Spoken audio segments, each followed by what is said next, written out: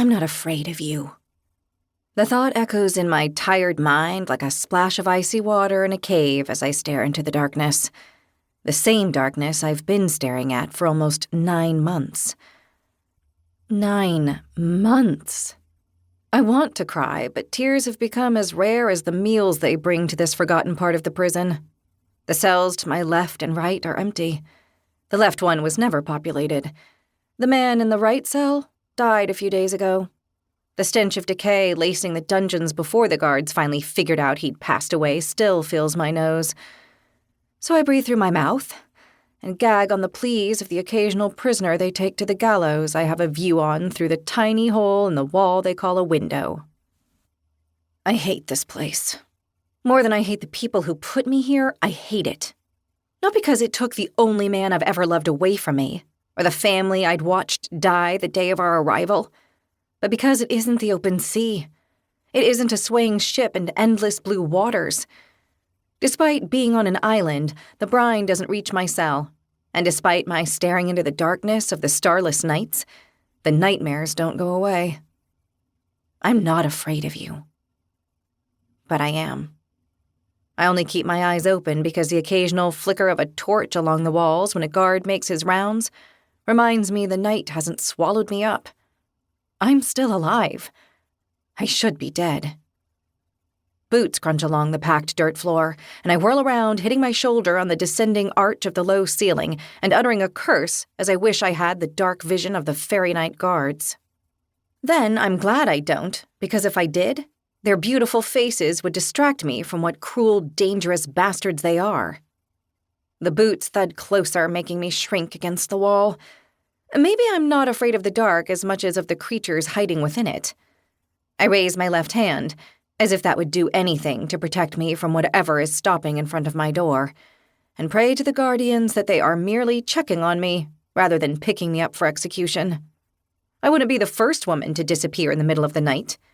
They tell the stories of feathered fairies hunting for brides all over Etheria, I have learned in my short 20 years, even here in prison. Gritting my teeth, I lean against the wall so I don't sway on my weak legs. Not 8 feet from where I stand, the key squeaks in the rusty lock, and a draft creeps through the small space as the door swings open, allowing in more of the stuffy air from the dark corridors behind my equally dark cell.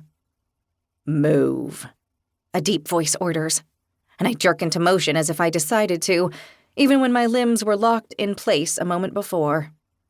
The fairy is using his magic to direct me toward the exit, his power wrapping around my limbs, forcing them along, and there is nothing I can do about it. Even screams won't help, because there's no one left in this guardian's forsaken dungeon but me. My feet tap over the straw pallet I was sitting on in the corner, and I stumble over the edge, catching myself against the wall with my stiff right hand. The guard's rough chuckle tells me he's still standing by the door, not even bothering to collect me with his hands. And why would he, with the magic at his disposal?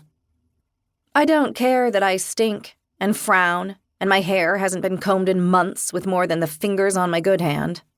This fairy doesn't have wings. None of the guards at Fort Perennis do. And so they aren't the ones collecting women at night. When I'm a few steps from the door, a fairy light comes to life, bright enough to take my sight all over again. I grind my teeth and stare through the brightness at the male with the light brown hair in front of whose feet I vomited the day of my arrival.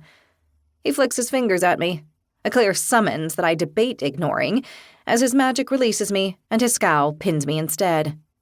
"You're expected in the general's office." He doesn't look back as he turns on his heels and stalks ahead of me, clearly expecting me to follow. Before I can even think to ask why, he barks, "Move your human ass!" So I do.